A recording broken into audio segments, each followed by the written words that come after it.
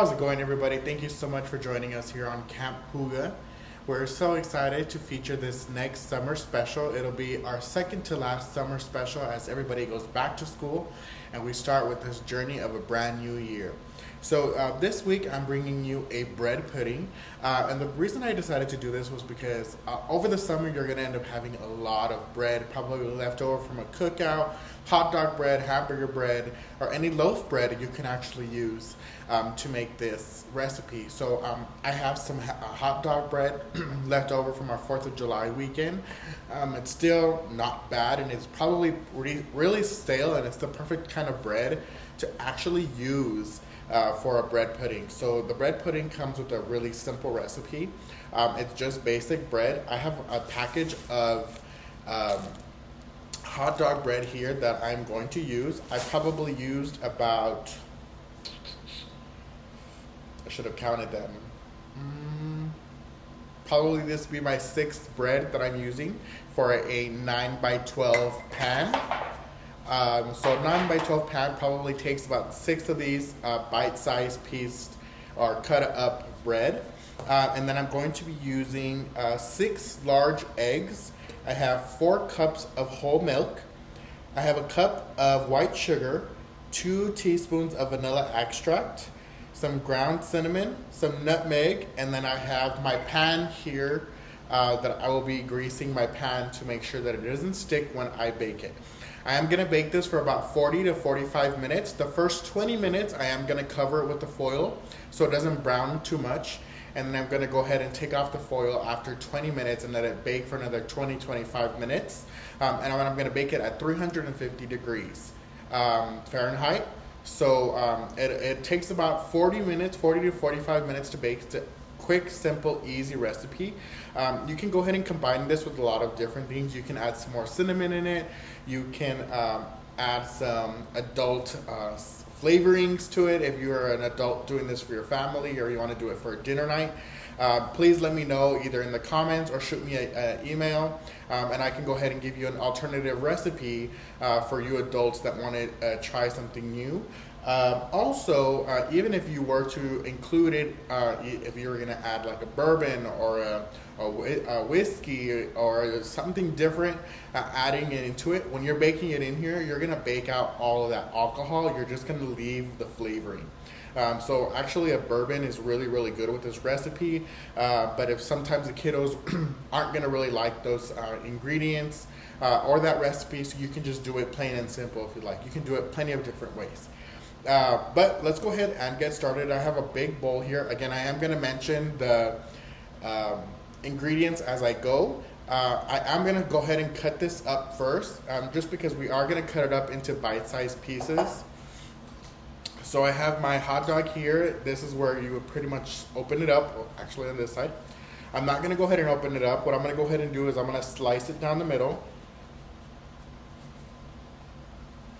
Just like that. And if you squish it, it's perfectly okay. So you're going to get it like this, and then you can kind of divide it up and you'll get the 4 slices out of it. This one's really weird, but so you'll get the 4. And then what you'll go ahead and do with this is you'll go ahead and cut it up into bite-sized pieces. So about 1/4 of an inch, maybe about a little bit more, maybe 1/2 inch. And it's okay if you start squishing it up. It's all going to go ahead and combine. So you're going to get your little pieces. This is a great way of doing croutons as well. So if you have extra bread that you don't use for here, you can make some croutons for your salads. It's exactly the same way. What you would go ahead and do is you would just grease these down, put them on a sheet tray, all lying out, so they're kind of not on top of each other, they're all lying out. You would bake them in the oven. You can put some oil on them, you can put some ranch seasoning on them, or any kind of seasonings, and then they will go ahead and crisp up and you'll have some croutons. But today we're making some bread pudding. So I have my bread here. I'm going to go ahead and put this aside in my other tray, just like that. All right. So before I go ahead and start mixing this, I'm going to grease down my tray before I forget, because sometimes I forget this. So I'm going to spray this down.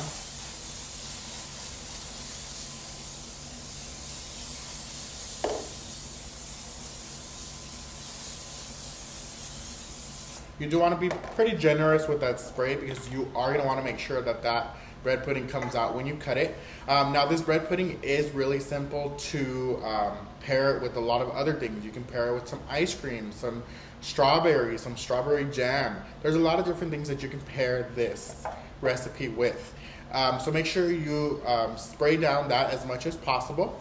You can make this kind of like a healthy alternative with initially not the bread, but the other recipes. Like you can use almond milk. You're still using eggs, which they are good for you. You can use an alternative sugar. And then when you're spraying down your pan, you can use a coconut oil or avocado oil as well. So there is some alternatives on making this a little bit healthier.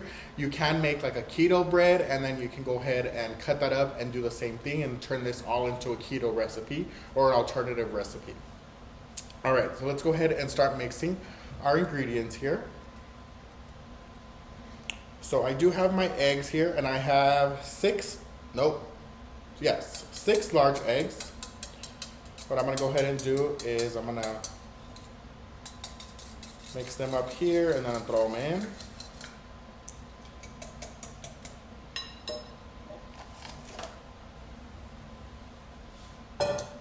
Okay. Now I'm gonna go ahead and whisk these eggs just to break them up, so that I can reassure that they're broken up before I add anything else in here.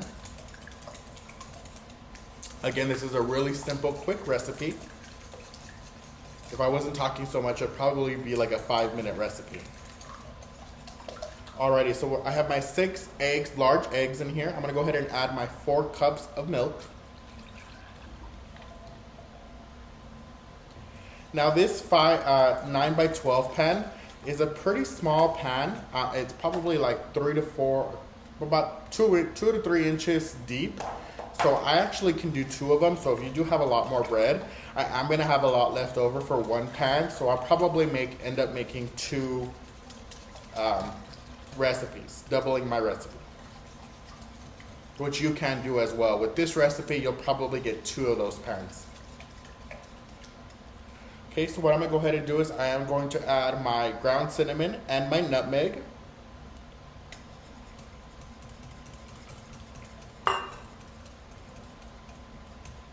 I have my 2 teaspoons of vanilla extract.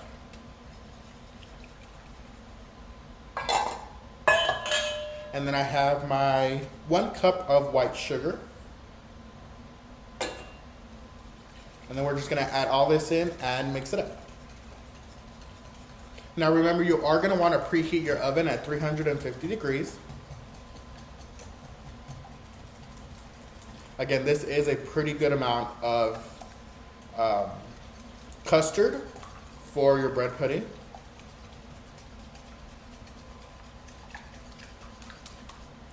Okay, so you're just gonna go ahead and mix it up. So on your pan for your bread pudding, you are gonna wanna make sure you generously coat your bread. So here I have my pan. I have my other pan here with all my bread. So I'm gonna go ahead and put this into the new one. And the reason I am switching pan is because this pan is sprayed and that one isn't. Again, you can use week and a half old bread that if it's still good and it's not green, you're more than welcome to use it. It's a perfect consistency or kind of bread because then it will really soak in all your custard.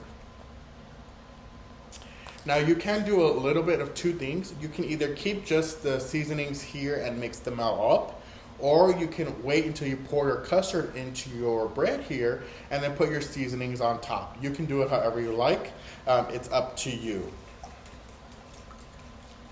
So I'm gonna go ahead and mix this all up one more time.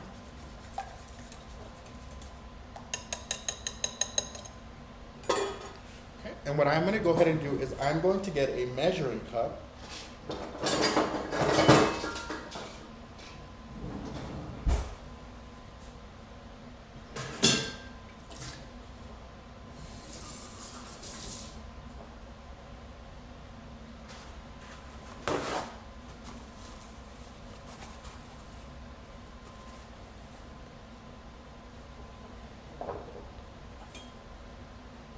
Let me make sure you all are yep. You're still there. Okay, cool.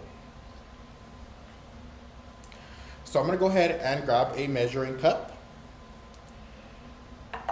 And I'm gonna go ahead and start putting it in here, spreading it all around, making sure all of my bread pudding, or my bread is completely covered.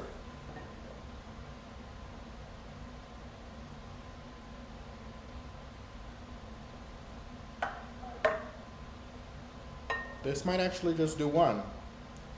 Seems like we really packed it with bread, so it might just be perfect. It seems like a lot of liquid, and now it doesn't seem like a lot of liquid.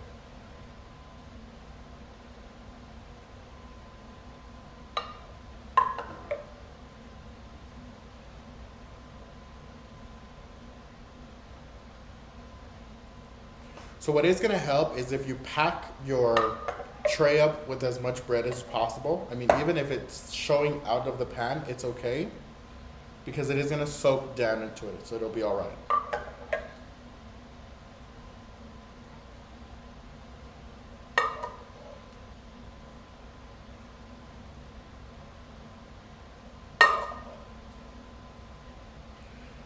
All right, so you're going to want to get it to a point. And at this point, I said we could probably do two, and we can't. We could just do one, which is fine.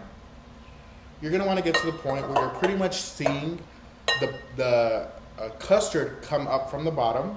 That means it's filling up, which is exactly what you're looking for. We used it all completely. And what you're gonna go ahead and do with your measuring cup, I can't think right now, you're gonna use the back of it to kind of squish all of your bread down to make sure all the bread is completely coated in your custard. Now, if you think you need a little bit more bread at this point because it looks like it's too soggy, you're more than welcome to cut up some more bread and kind of just squish it on there. The only thing with that is it's not gonna get a lot of the flavoring just because it is at the way top. I myself don't mind the texture of it being really soggy. I like tres leches, so I'm okay with that, and I think this is gonna work out perfectly fine. Alrighty, so what I'm gonna go ahead and do is I'm going to wrap this up with foil. I'm gonna bake it for about 20 minutes in the oven, and then I'm gonna go ahead and take off the foil and bake it for another 20 minutes at 350 degrees. And we'll make sure that this comes out great, and we'll make sure we'll see what those reveal shots. Hope you guys really enjoy this quick recipe, and I hope to see you soon. Have a good one.